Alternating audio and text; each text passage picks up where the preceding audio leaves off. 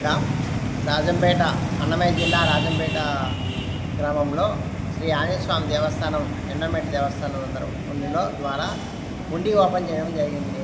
నిన్న అనగా 19/6/2025 సంవత్సరం నాడు యథావిధిగా మనం 6 నెలలకు ఒకసారి ఇక్కడ హుండీ ఓపెన్ చేసి స్వామివారి లెక్కింపు చేసి దాన్ని అకౌంట్లో వేస్తూ ఉంటారు. ఇక్కడ ఆ విధంగా జరుగుతుంది. ఆ విధంగానే నిన్న ఓపెన్ చేసినప్పుడు ఎవరో అజ్ఞాత వ్యక్తి మామూలుగా డైమండ్ అది మళ్ళా కార్డుతో పర్సులో పెట్టి లెటర్ రాసినాడు. నాకు ఇది దొరికింది, నేను దీన్ని భరించలేక నేను స్వామివారి సమస్య దీన్ని మీరు స్వామివారి ఉపయోగించగలరు అని ఆశిస్తూ వేస్తున్నాను అని చెప్పి ఒక లెటర్ రాసినాడు. లెటర్ రాసి అంతా కవర్ కట్టేసి వేసినాడు.